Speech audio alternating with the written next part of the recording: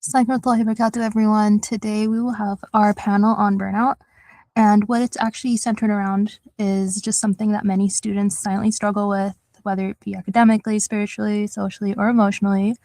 So yeah, that's what we'll be talking about. Today we have our two speakers with us today. One of us, please feel free to introduce yourself, and we'll begin there.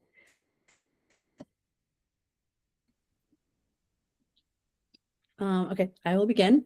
Assalamu alaikum, everyone. My name is Ayesha Saleem. I just graduated from Temple University School of Podiatry Medicine, and thank you. So just a little background. I was born in New York, but we moved to New Jersey, and I was raised in New Jersey.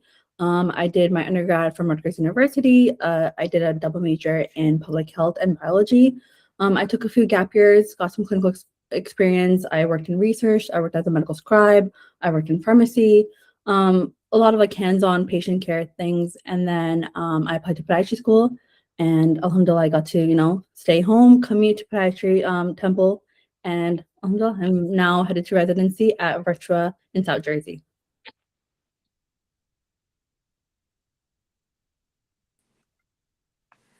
Congratulations, by the way, Ayesha. Assalamualaikum. I'm Hamda Shakil. I originally was born in Pakistan, actually, and moved here with my family when I was really young. First Canada, then the US, and my home base is in North Carolina. So I went to school here at UNC Asheville in the mountains where I live. Beautiful place. I did literature and biochem as my majors. And then I also took some time, like Ayesha, and I worked a little bit, got some good experience. I actually worked at like a big pharma company and like quality, and it was nice to see the other side of healthcare, but I still wanted to continue and do medicine. And so then I went for podiatry, and I graduated 2025, so last May. And I took a year in between. I had my baby, and then I'm now going to start residency this year, inshallah, in the summer with Ayesha at Cape Fear here in North Carolina. Amazing, mashallah. We have some really cool people with us. Thank you. Yeah, it was really amazing to learn more about both of you, and really excited for this conversation. So one of the key themes that we hope to discuss today is how, like, we as Muslims believe that our intentions are one rooted for Allah subhanahu wa ta'ala, when like it is really just about, being the best Muslim that you can be, representing Islam, and like also doing whatever it is that you believe is best in context of like the professional world. So, that's another piece there. So on topic of burnout itself, which is really the meat of our discussion today, the first question that I would like to pose to you guys would be, when you hear the word burnout, what does it personally mean to you?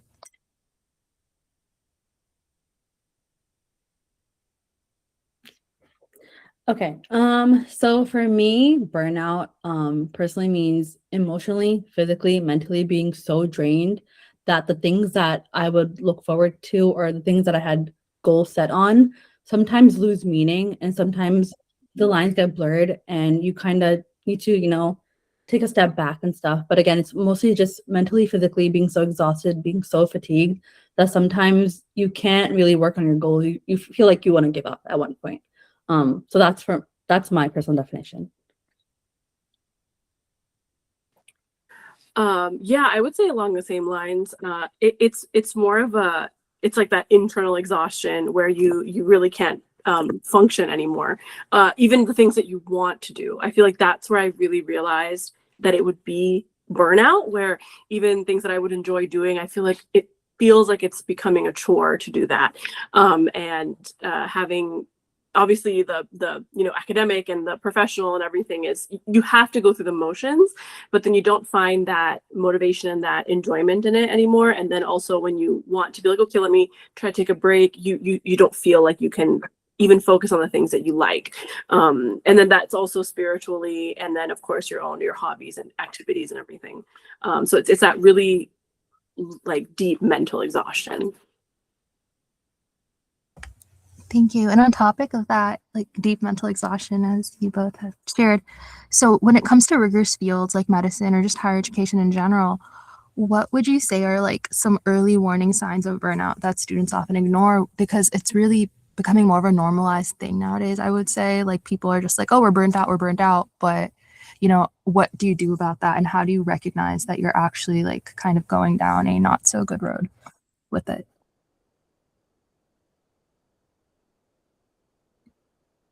So in my experience, I would say you kind of realize the signs. I feel like it's not like a thing that you just realize, but it's like you kind of pick up on the things that were like, again, like Dr. Hamda mentioned that, like, the things that you would find enjoyable, you no longer do. The things that you would look forward to, you no longer do. So for me, it was a lot of things, like also these, in medicine, I feel like we're kind of trained that like we have to be like, on top of like a perfect game. We have to like, it's kind of like a robotic kind of mentality.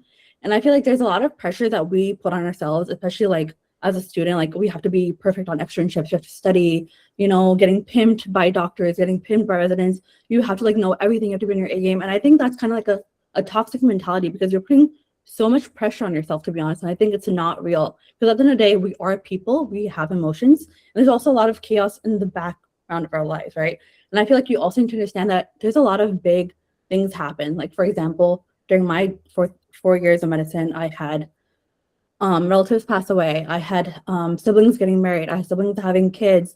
I had a lot of things going on, and I knew that I was taking away from me, like emotionally, physically, mentally, concentrating on school and academics and, research or clinicals or anything like that.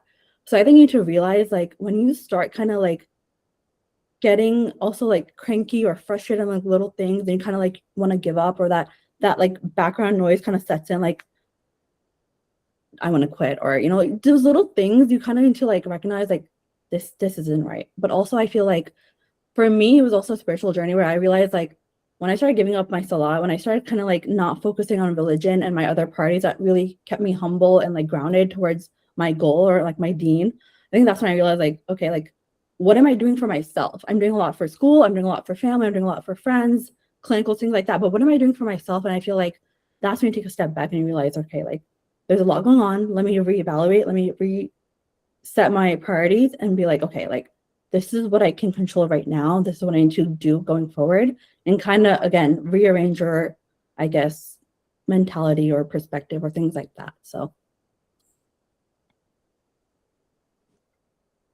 That was great insight, Ayesha. I also look at it that way. However, I think, I don't know if I'm maybe a little older or what, but like what I realized in my schooling, and also I've had a really great amount of support with my family, and I have other people that are medical professionals, and so I think I've taken a lot of guidance from them in that sense of burnout. I think it actually starts before you start feeling it, and before you start experiencing it. You have to. I know we're probably going to get into like the ways to overcome it and deal with it, but I think it starts in the beginning, because you're entering into a really rigorous field, like Aisha has said, that especially as a student, and obviously we'll experience how it is as a resident student, inshallah, but you're always on one. That's how I always explained it to everyone. Like, you are always on, whether you're with a patient or with the attending or the resident, because you always have to put your best foot forward. There's nothing wrong with that. It's a good way to present yourself in life, but it can be really exhausting. And so in beginning of school too, like even during basic sciences, I would try to incorporate time during the week, whether if it was even half a day to a day every week, that you would do nothing school related, or you would do nothing if you have like a dedicated part 1 study time, like you incorporate that time in the week where you're just gonna relax, do what you want to do. You want to go out, you want to chill at home, you want to watch movies, you want, like, whatever you need to do for yourself. Incorporating that ahead of time, I think, can make a really big difference, because that you also then are forced in a way to maximize the time that you have, that you're focusing on what you are trying to achieve. And so that will limit the amount of burnout that you will feel, or at least prolong the time until you really start to experience it. That's in my experience. I had, I know I said I had my baby last year, but in the middle of school, I also got married, and, my life kind of changed in that sense. Great, great things, but it's something that I had to learn how to balance with everything else. Like, you had also said, Ayesha, that you experienced a lot of family, loss, and also, and birth and relationships and marriages, and like that stuff takes a lot of time to balance.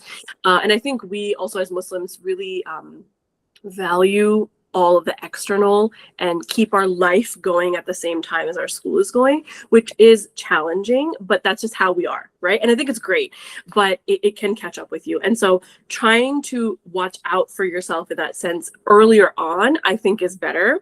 That's what I try to do now. Of course, I will still go through and experience it. And I remember telling students when, after part one, at my school, we had a little informal discussion with the underclassmen on how to help prepare for part one. And everyone would talk about, okay, I'm studying 12 to 16 hours a day, and I have this and these subjects, and that's great. And having a schedule is very important, because that's really what I'm big about, is having a schedule, but you have to schedule in that time for yourself, because there's no other way. It's gonna just slip away from you. And I would say, like, you need to have a day of the week that you don't do anything, like part one related, school related, whatever it is. And a lot of students would look at me like I was insane. And I was like, I know that this is your time to like maximize your studying and to pass this exam, but you can't pass and move forward if you are blocking yourself in that sense, right? And so preventing that, I think, is really important.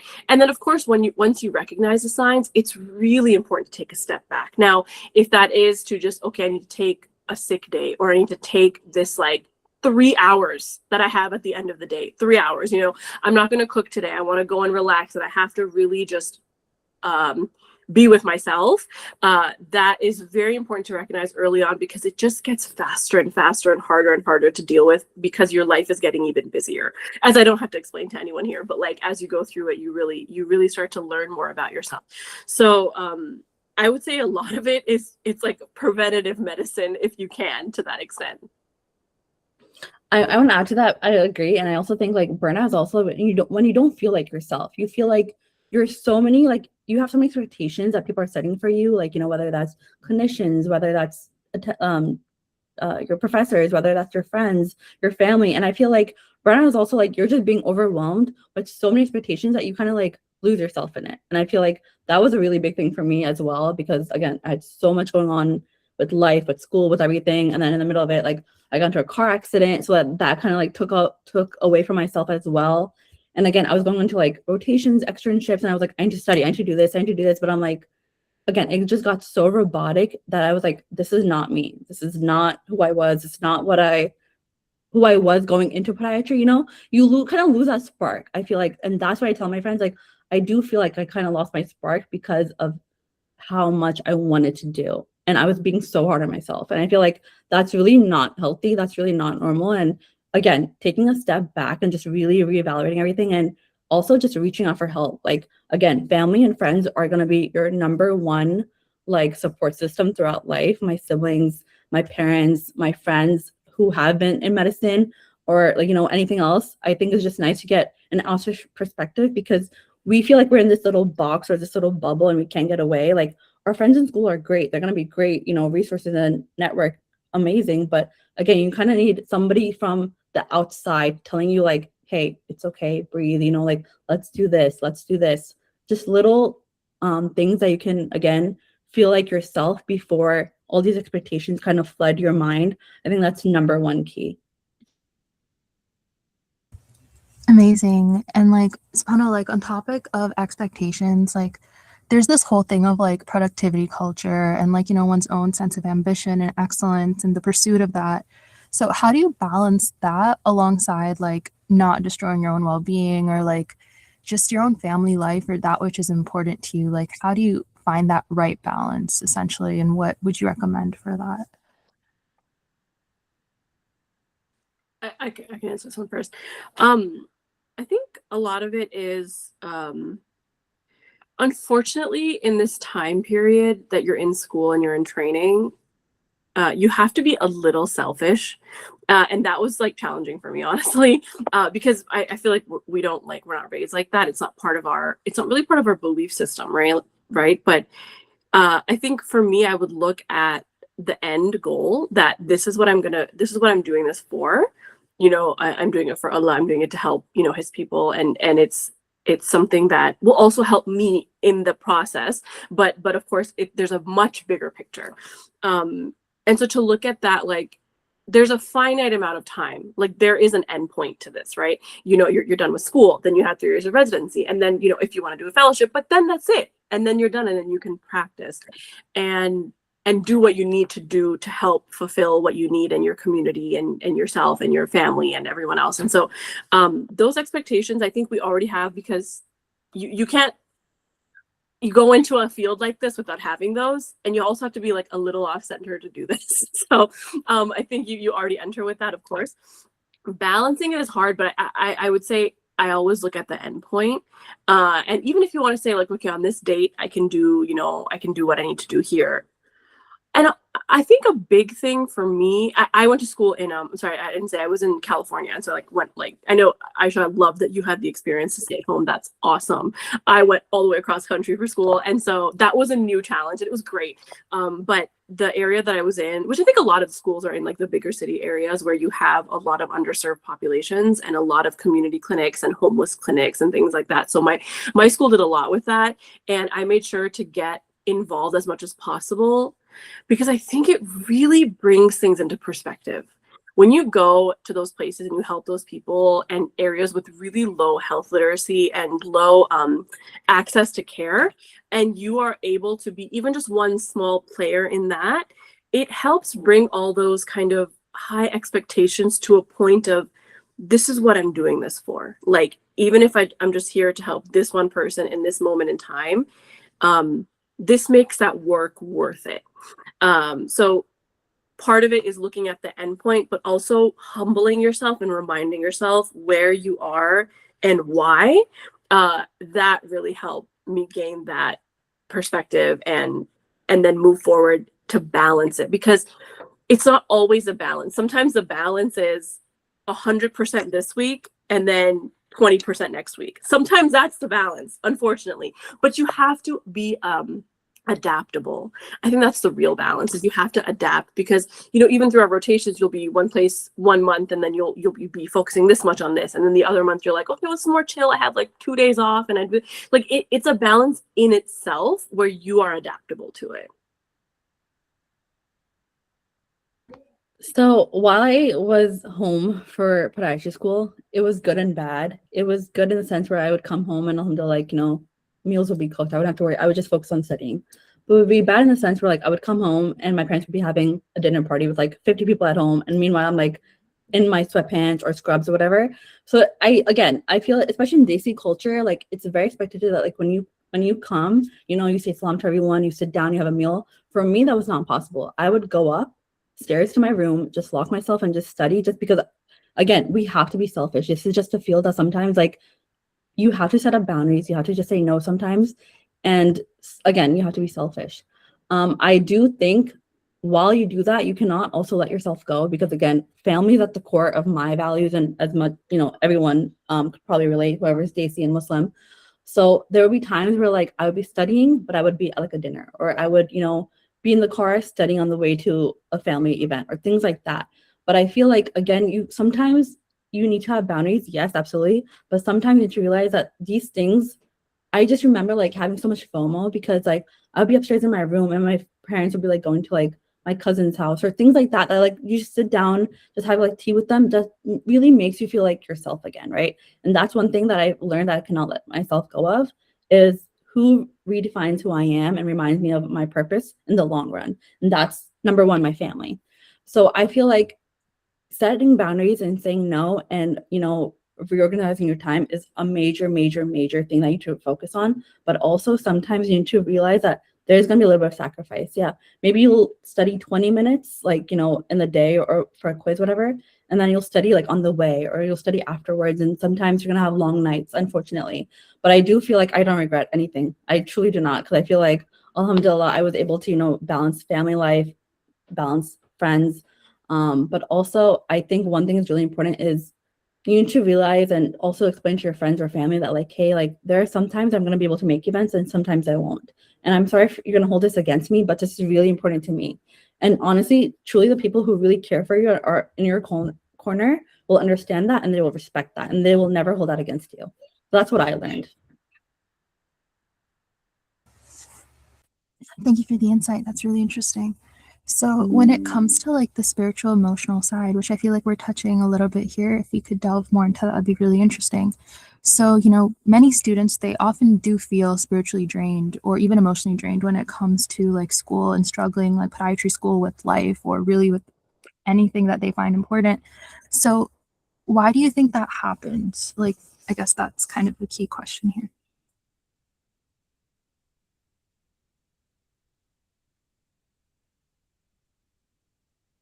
You can go first.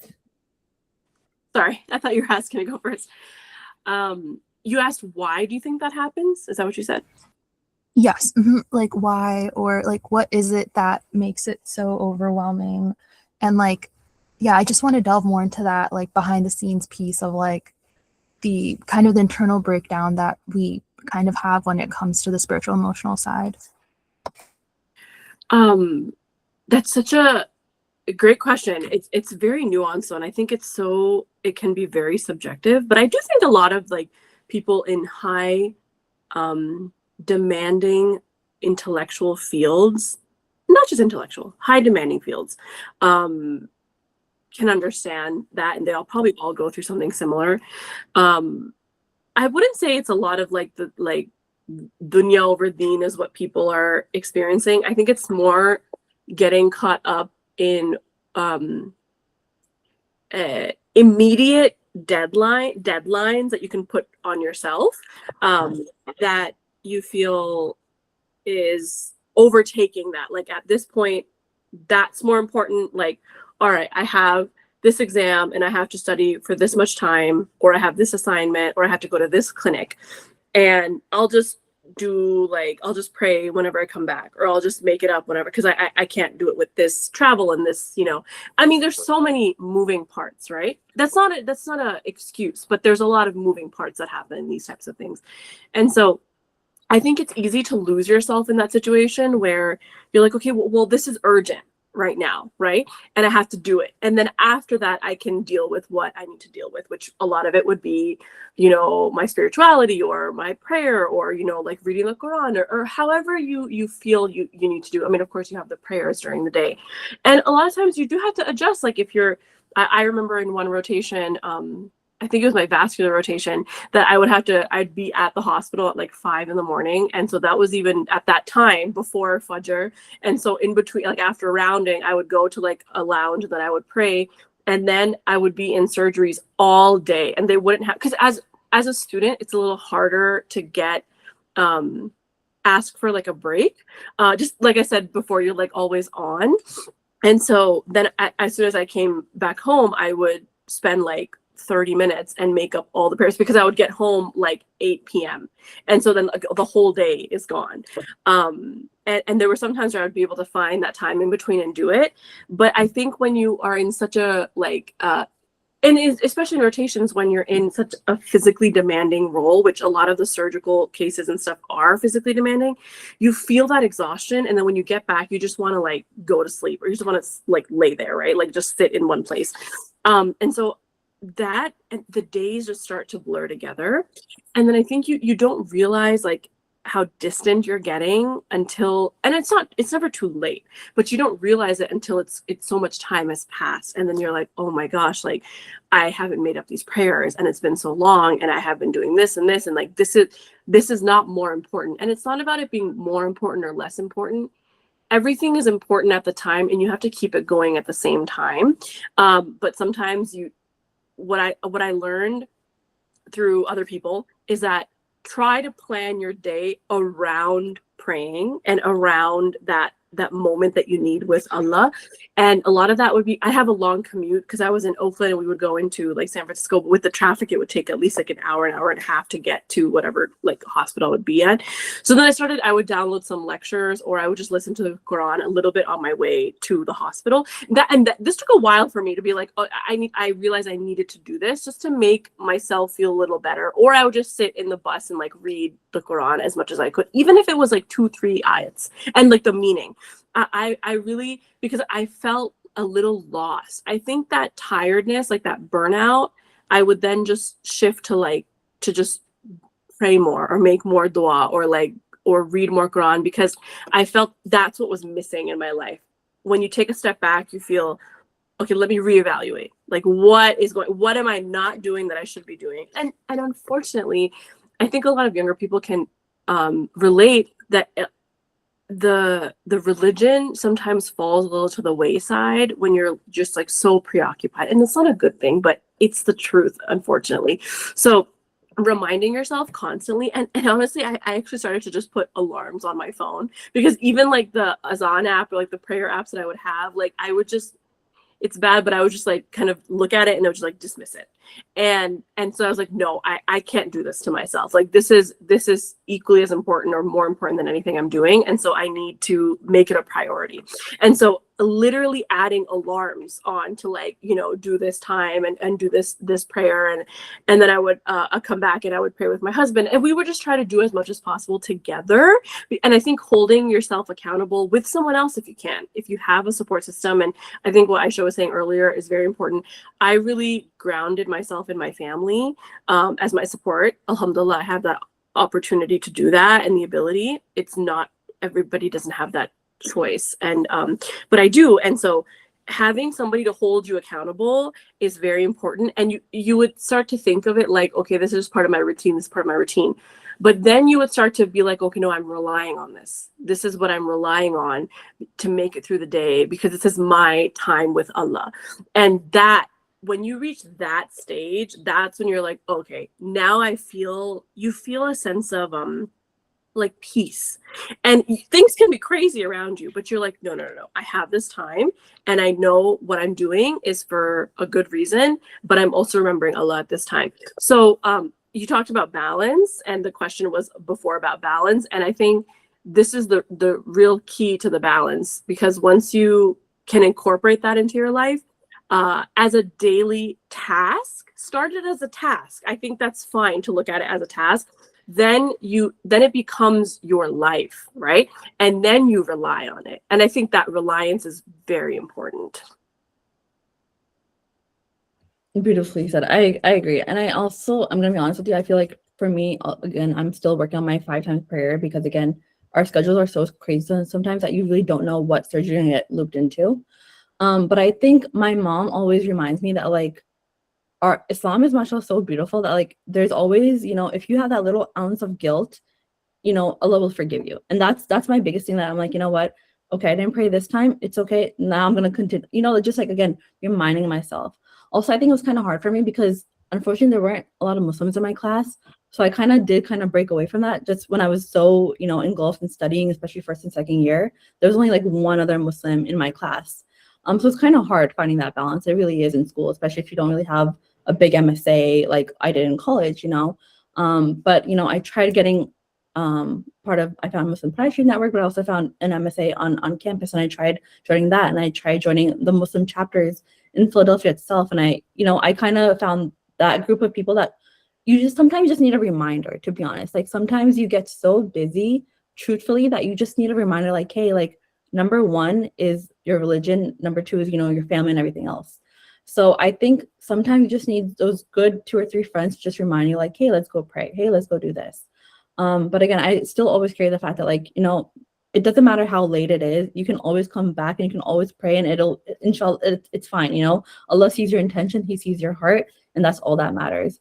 Also, another thing that I look forward to, especially now that I have time off in between residency, is going to Jummah every Friday. I feel like that really brings you back and kind of recenters everything, and it'll be like, hey, like this is what matters most. And the peace that you find in that is the peace that you're looking for everywhere, right? So, and just again, holding on to family, they remind you about, you know, our religion, our parties.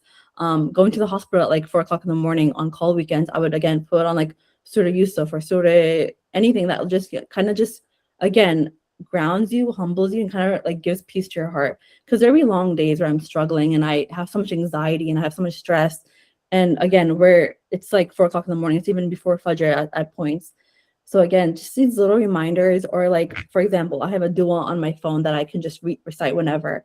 These little reminders, these little habits, the app for, you know, Azan, things like that. These little things our field is so hard sometimes and so demanding that we truly do get lost. But these little things I feel like never go unnoticed or unforgiven by Allah at least.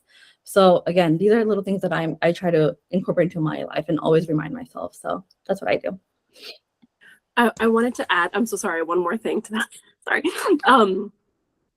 That reminded me. I would encourage students who are entering 3rd and 4th year, if you're in a hospital, to go to their chapel. Or there's either like chapel or like meditation rooms. And I don't know if this is a California thing, but I think in major hospitals they have this. They'll always actually have some like prayer mats like janamaze there. But even if they don't, bring your own and do your namaz or your prayer there. And you will actually find that there's going to be a lot of other staff, like Muslim staff, that you wouldn't know of, because also as students, like, because you reminded me with, I didn't have a large Muslim population in my class either. I was a very small class size. And so I actually met really great people in the hospital, like people that work in the hospital, and we would do prayer together there. That was a really great break. And then you can even just like exchange information, and then you can pray together. And that like jamaat that you can do with them, it was really, it was such a great thing to have in the middle of your day. I would really encourage students to do that.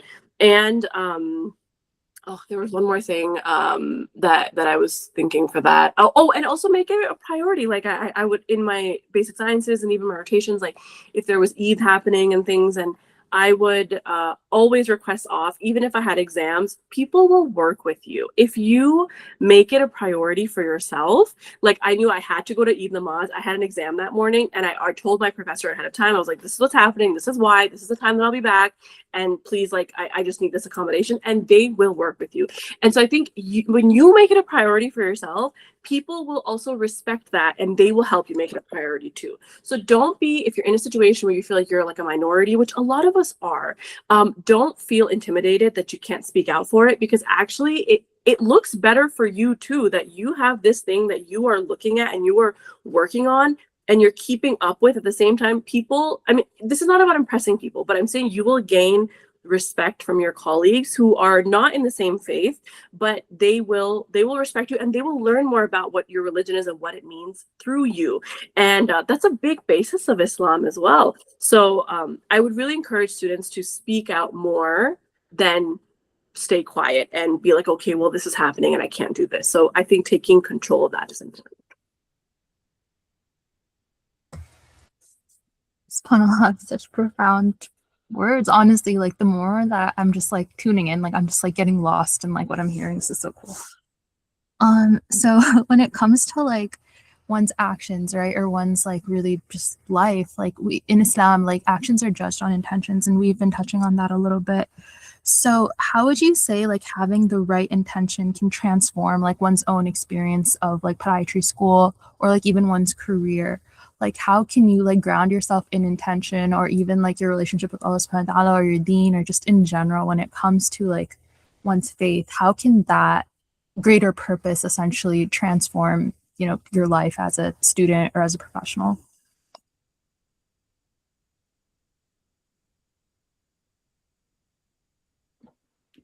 Do you want to go? You want me to? Okay.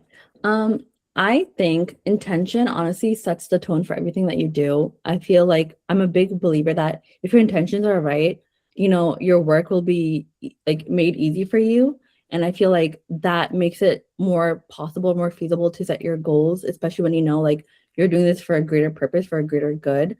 I feel like also like we, especially in today's world, we're so set on like we're doing something, so we're expecting something back right away, or like praise or an award or anything. And I'm like, I have the mentality of like what I do, the two angels on my shoulders are writing that down, and also my intentions are being recorded, you know, by God himself up above.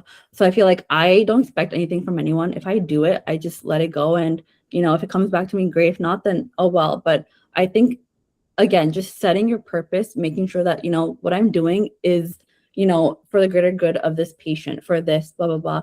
And I think that really makes your work easy for you, but also it kind of helps that burnout. Like, okay, maybe right now I'm on the back burner and I'm exhausted and stuff, but again, what I'm doing, mashallah, is amazing, and not everyone has this opportunity, right? You know, our my grandmother did it, my mother didn't, but I do. So alhamdulillah, it kind of just makes it easy as well. At least that's what I remind myself every day. So That's a really great question. You know what? I look at a lot of people before me that have done so much, and they've kept everything going with their deen and their life and everything. I always think of, and I think you would know, Aisha, a lot of students will know Dr. Sathar from Pathoma. And so for those who don't know, which I'm sure they will, like Pathoma is like a resource for pathology, and Dr. Hussein Sathar, I believe, he has created it, and he himself is a, I think, breast pathologist in Chicago. And really amazing resource, totally worth every time and money that you put into it. But he himself is a hafiz, and he has memorized the Quran, and he is a very, very humble person who just looks to help people. And I look at somebody who has gained so much success in his career and his life, and he's still able to have that connection with Allah, and he can go to medical school, residency, create these resources for students, and he's still a hafiz, and he teaches people in both senses, in medicine and in religion. I mean, he's just one example, but I really admire people like that. And that tells me a lot about intention. Like, you can have the intention and you can do it. I think what you had said, Aisha, I believe you said something of you state your purpose, and that's really what it is. Your purpose is, I think, first, obviously, to fear Allah and to be a good Muslim, and everything else falls under that. And for me personally, and this is what I always grew up with my parents telling me this, that this career is very good as a follower of Allah, right? As a person of Allah. And so that was a big reason as to why me and my siblings and everyone that I know, we've gone into it. And that's your intention. Your intention is to be a good Muslim and follower of Allah. So everything else kind of follows after that. I mean, it doesn't just fall into place magically, but it does, like, when you think about it, that sense that this is what I want to do and this is why, that you set your intention. I always remember this. I had seen this one documentary, and it was about like free climbing. It was a whole thing, but I always remember this one thing that the climber had said, that this is your path and you will pursue it with excellence. And you should do that with whatever you're doing, whether it's your spirituality and your religion, it's your hobby that you like to do, or it's your career, which in this case, we're discussing that. You shouldn't give yourself another option. I think that's really what I tell a lot of people and underclassmen, that you can do it. Just don't give yourself another option. You have to figure it out. So that's your intention, right?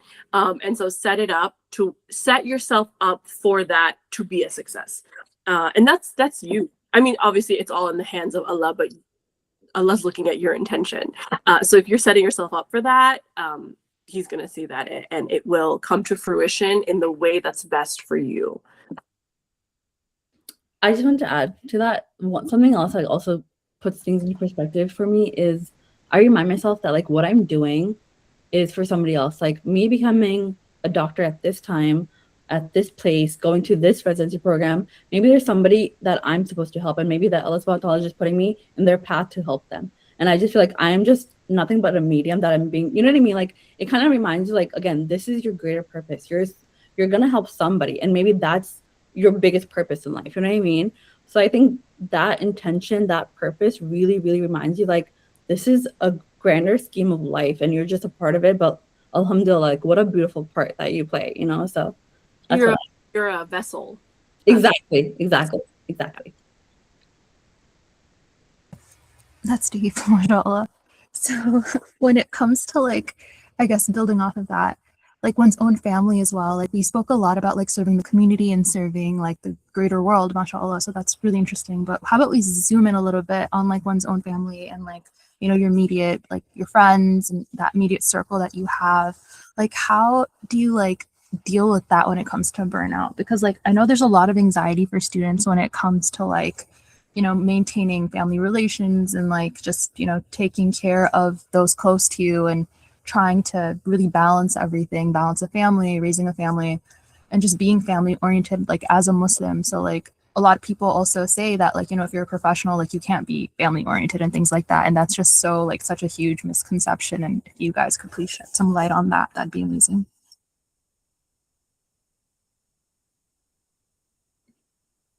You can go first. Okay. So, okay, I'm sorry. So it was about, your question is asking balancing burnout with family obligations and also things you want to do, and how to manage that, correct? Yes, that'd be correct. And like, just in terms of like that aspect of like being a, you know, a highly like functioning, like ambitious professional alongside like family, like how do you balance both those things? I have had, like I had said before too, and I know a lot of people have this too, but like having that support and understanding from your family, I mean, that's really just, it's so priceless. I know that a lot of people don't get that, and that is, it's sad, of course, but you have to see that. First of all, actually, in our field, I would say, and I always say this whenever people ask me why I do this, like I've gone into this field. I actually think it's a really great field for women in medicine specifically, because you can still have a family and you can still have a life, and you don't have to. You're not. You can still do your surgery and you can still do clinic. You don't have to choose between the two.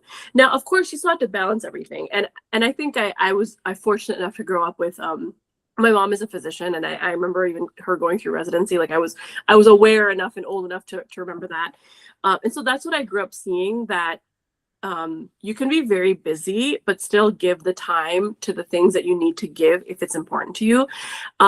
My parents had always said this, and the older I get, the more I realize it, that no one's ever truly that busy to where like you can't ever return this phone call. You can't ever figure out how to plan this event for a few hours. You can't ever, it's not a never type thing. No one is ever really that. It's about your priorities. So, and your priorities can shift at today versus tomorrow, because you have to, again, balance it out. So like I have a daughter now, and that's changed a lot of my priority, and even to the point of me, deciding the program that I want to go to, because I know that that's going to affect me and her and my family. And so you have to take those things into consideration, but not to consider it a disadvantage. You have to use it as your strength, because there's also a reason why, right? Like you're put into, I think Ayesha had said that earlier too, you're put into this position, this place, and this time for a reason, and you have to still pursue it. Having that support is really important, but there's a lot of other ways to figure it out. I think really use your resources. I think that if you are at the stage of burnout and you unfortunately don't have that family support, or you don't have that external support system that some people may have, you have to look elsewhere, and going to doing something like therapy, or doing something like some type of counseling, and programs and schools offer that. I don't think we as Muslims should ever feel, okay, I'm going through this, it's because my deen isn't strong enough, so then I can't seek the help that I need. I just need to be better about doing namaz. Now, yes, or doing prayer, like, yes, that is very important. But that doesn't mean that that's going to fix everything. And to recognize your strengths and weaknesses is really important in this, to see, can you handle this? And if you are starting to drown and you don't know how to like reach out, you don't have the support to reach out to, you have to really find it sometimes. Like you have to go and seek it out yourself. That's really challenging. And I think it's challenging not just for like young Muslims, I think in general, people in these types of fields and everything, when everything is happening all at once. But I think that is, it's going to be very detrimental to you. So not to look at stigmas and, and also not to compare yourself, like, oh, this person or this student, they have 10 more things that they have to deal with, and they're totally fine. You don't actually know what's going on the inside, right? You're not privy to that internal struggle. and we, Islam talks a lot about the internal struggle, and it never says to not seek out help that you need. And I think that's very, very important to recognize it earlier on, like I had said previously about preventative care for yourself. Seeking it earlier on and setting it as a part of your time is going to help make that much better. So in terms of balancing everything, I said this before too, I'm very big on schedules. I think keeping everything as much as you can on a schedule, because it keeps it straight in your own head. And you can literally give that schedule to other people. You can say, oh, okay, look at this. And you tell me what works for you in whatever sense you're trying to do. I think that it helps organize your life and your thoughts. And it also gives other people an understanding of, my intention is to do this, to do X, Y, and Z that you're asking, but I need to work it in. Can you help me do that? So I think, again, recognizing your strengths in that and really planning it out. There's a lot of things you can't do without planning out anyways, especially when things are busy. And everyone has differing schedules too. Because if you're in medicine and let's say you have a spouse or your family member that's not, and they have a totally different schedule, you have to work with it. There's no other way to do it. So trying to put those motions into play earlier is going to help you in the long run. So I just want to start off by saying there's a lot of stigma about females in medicine, especially like surgery based. I remember before medical school, I worked with an orthopedic surgeon who was a female who had kids, and there's stigma. Yes, there's a lot of stereotypes, but also I feel like because we go through so much, because we have so many other experiences, whether it's family or whatever, I feel like those kind of females were also like, they had the best bedside manner. They sat down and they would sit down with patients and like cry or explain things or really answer questions and take their time. So I feel like while that some people may see it as a weakness, I feel like it's a strength that we have so much empathy and we care so deeply about things, or we're so sensitive about things. I feel like it's a great power to us. Going back to the question with family and friends, I feel like I recognize the signs of burnout when people would reach out to me in the beginning, like my first or second year, and they would have birthday parties or plans or whatever, because I was still in the same community, I was still living at home. And I would start off every text message by saying, I'm sorry, I'm sorry, I'm sorry. And I feel like I recognize that I was truly being so hard on myself, by saying sorry, or by really putting myself down, that I couldn't come to this, I couldn't make this. And I had so much FOMO about missing important milestones with best friends, birthdays, graduations, trips my friends were going on, because they're in business and I'm in medicine and things like that. So I feel like, again, I got out of the habit of saying I'm sorry. Because again, the people who are in your corner will truly understand how demanding, how exhausting this career is. And they will be like, don't apologize. And again, a lot of my friends are like, don't apologize. What you're doing is more important. And we can always do this later, or we can always celebrate at a time that works for you. So again, that was my friends, and then family wise, I feel like, again, going back to our previous question, was just setting up boundaries. But also, just not only family, but if you also think about in school, right? I got into a car accident. I had a concussion for about a month. I totaled my car. And this was literally the beginning of my rotations. And I would go to clinic because I had to go to clinic. And just my clinicians and my attendings would be like, you don't seem like yourself. You're, this isn't you. You're not your energetic self. And I just feel like we really need to realize that we have a lot more resources at hand now, more than ever. And also, people are being more aware about whether that's religion, whether that's anxiety, whether that's depression, whether that's anything. My friends know about halal versus haram, and they look at halal restaurants. You know what I mean? So I feel like there's sometimes we get into the habit of think oh, this is medicine, and medicine is so toxic, and we can't talk about this, and we can't. But honestly, it's not. We just need to kind of, again, pave the way and make this normalized. Why not have a conversation about anxiety? Why not have a conversation about things going on in my life? Again, my car accident, I had to sit down to this clinician or this dean and be like, listen, I'm starting rotations, but there's this going on, and I have to make up my clinical requirements, but I don't think I can. And honestly, it's okay. Again, we are not robots. We are people at the end of the day, and they will work with you. Everyone will work with you. Your attendings will work with you. Your family will work with you. Your friends will work with you, because at the end of the day, you truly matter, and everything else again, it will happen one way or another. Maybe it'll take longer. Maybe it'll take a little bit more energy, a little bit more effort.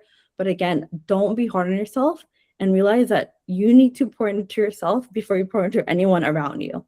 So that's a mindset I had, and I had to really reevaluate that and take a step back because I was being so hard on myself. But again, family and friends, you need to just have a conversation with them. Be like, hey, listen, this is going on. I can't do this. This is going on. I can't do this. And again, people who truly love you and care about you will understand. Yeah, I think just to like end that, tap into your resources because they're there for a reason. Whatever the resource may be, it's there for a reason and you should use it.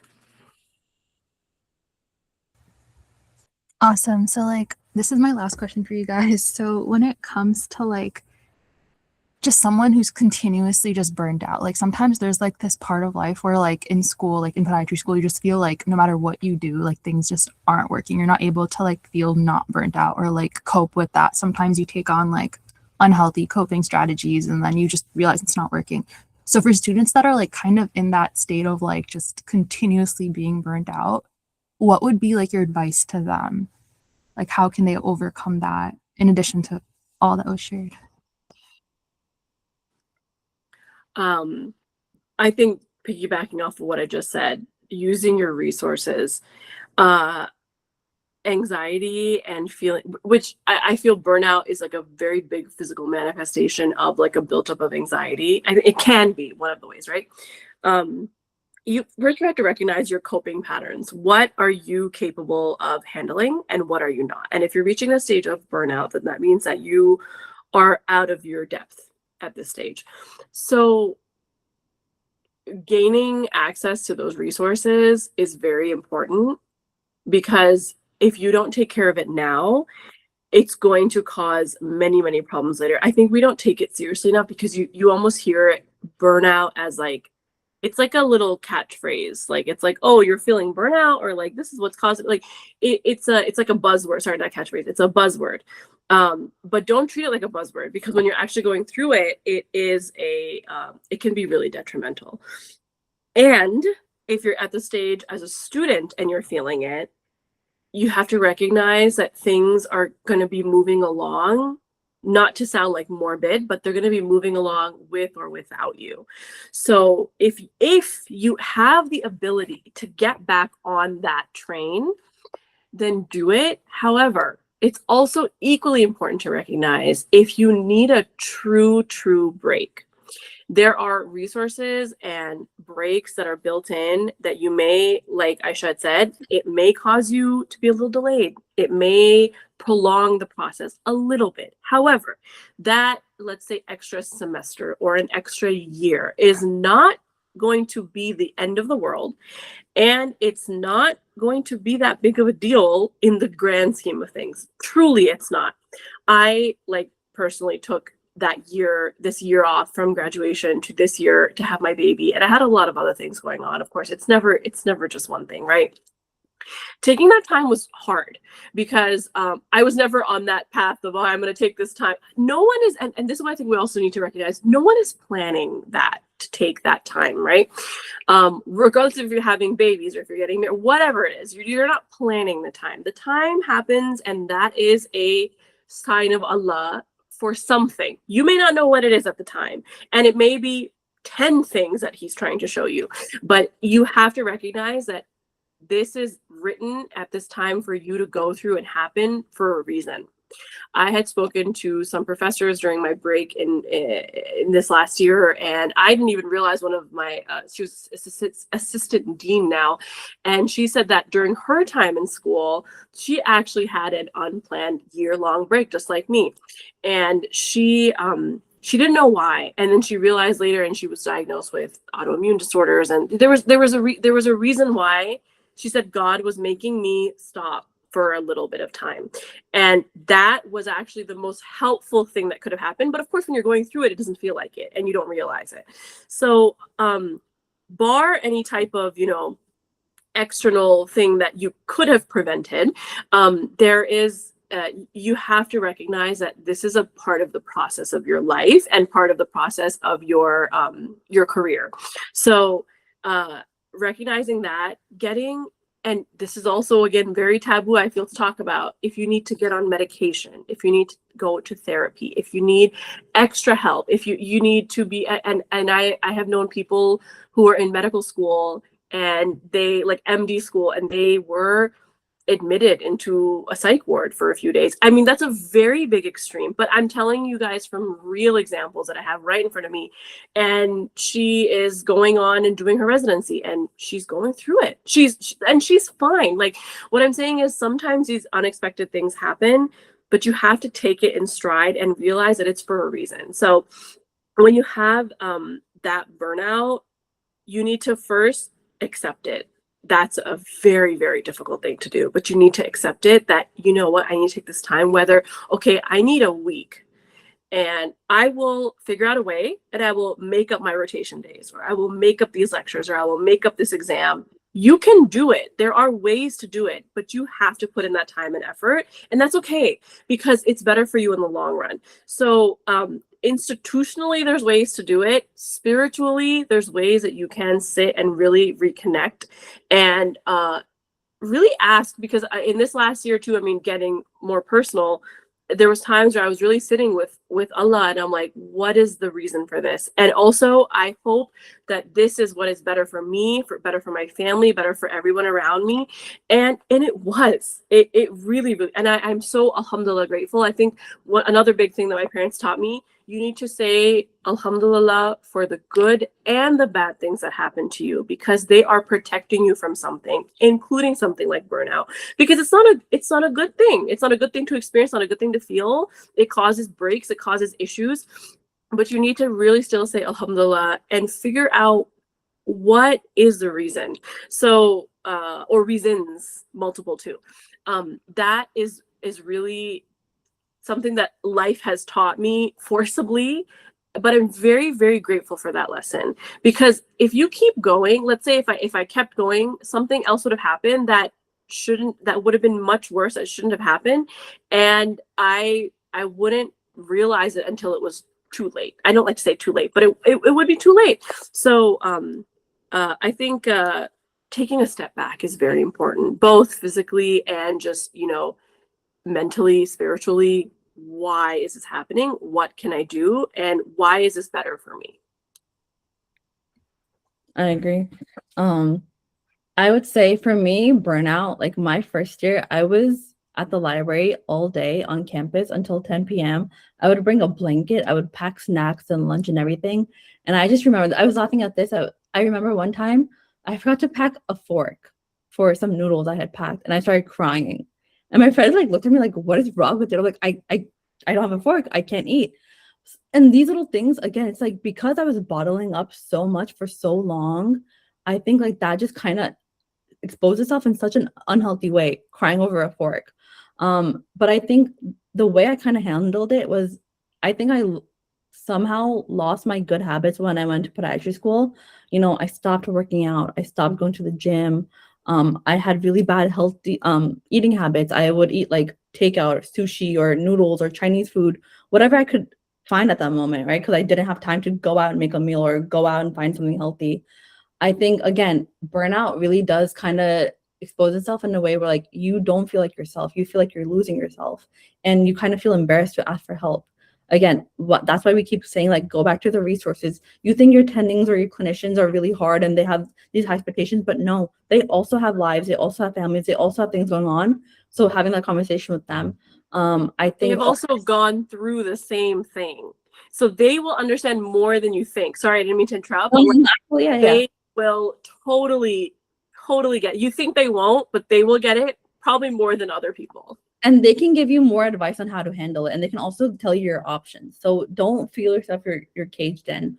But another thing I also did was sometimes, again, you need to just put the books away. You need to put your laptop away. You need to just get off your phone, go for a walk outside. I went back to the gym. I went on outdoor walks, getting my vitamin, D or whatever. I would just literally, you need to kind of incorporate these healthy habits, even if it takes 20 minutes or 30 minutes, whatever. But also I started making plans because I needed something to look forward to, or else it was just exams after exams after exams. I would go to concerts. I would go hang out with friends. I would do whatever I needed to do to kind of fill my cup and feel more like myself. Remind myself that I am not just a podiatry student. I'm not just a medical student. I am much more than this. I'm a person. These are my hobbies. I like doing this, this, and this. Sometimes just going to get coffee by yourself, but just not studying or looking at books or thinking about school at all. Sometimes that's what you need. I remember when I was on rotations and I was so lonely because I was 3 hours away from home.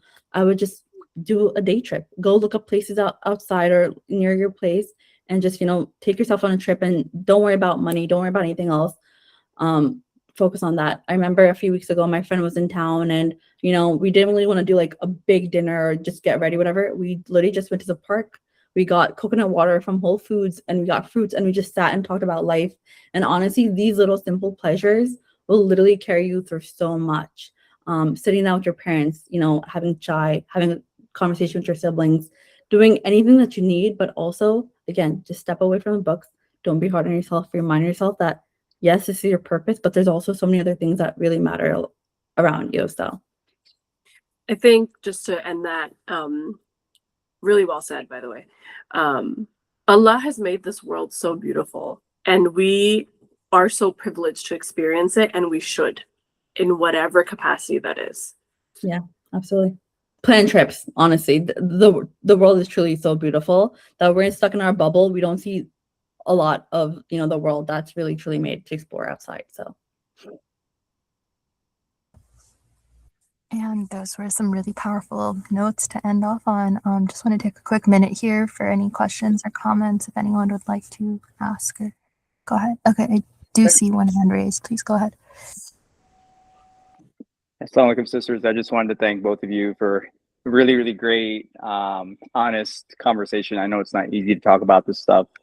A lot of students I talk to go through some of these same things, obviously not exactly the same, but not everyone's willing to talk about it this way. And people can surely learn a lot from it. So Jazakallah khairan to both of you guys. And yeah, I mean, I think you guys both took a very, very good approach to feeling burned out as a student. And as you know, residency is in some ways harder, right? In some ways it's a lot harder. But because you guys kind of learn to some degree how to cope with it now, I think inshallah you guys are going to be okay in residency and beyond. I mean, I have classmates that were burned out in residency, school, and they carried over into residency because they didn't cope with it normally. And then they graduated residency and they're just like, I don't like podiatry. Now one of them dropped, she's not a podiatrist anymore. She just went back to school. She's an RN. Another girl just like teaches Pilates, and they still have their loans and stuff like that, right? So it's like it's really important to manage that now. I know two sisters actually who were burned out as students, went to residency, went to a program that maybe on paper was good, surgical training, but kind of burned them out more, and then they just transferred from place to place to place, and just realizing that like the issue was not the program, it was just the way that they cope with stress, right? So that's why sometimes like you have to recognize when you need help, and then you take it like you guys said. And the other key point that you guys hit on is like the habits that you form now are going to go with you. So if unfortunately you're struggling with your daily salat now, or reading Quran, or whatever the case, it's probably not going to get better in residency. You have less control over your structure. It depends on your program. Okay. Obviously people change and grow with time, with marriage, with deaths in the family. Obviously people change and grow, but your structure overall changes depending on the program you go to.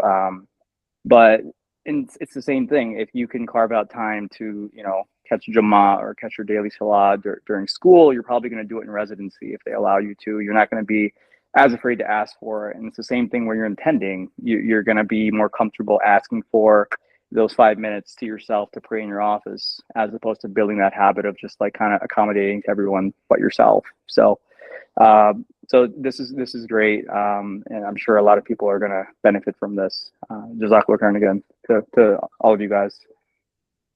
Thank you so much, brother. Walaikum salam. That was really very kind of you. And you made excellent points. I've heard many stories, actually, not personally that I knew, but you had some interesting anecdotes where people just get so burnt out and so sick of the field that they just do something completely different. And it's sad to see, really. So thank you for sharing that, and thank you for your words. Yeah, absolutely. Thank you. Alrighty, to close off then, Jazakallah khair everyone for attending. And again, special thank you to our panelists for, being really vulnerable. It's difficult to do. And I think you guys did an incredible job, and a lot of people, inshallah, will benefit. May Allah subhanahu wa ta'ala again, place barakah in our studies and our careers and grant us strength during difficult times. Ameen. So that really concludes our program here today. Again, thank you everyone. Thank you, sister. Thank you. Allah Hafiz.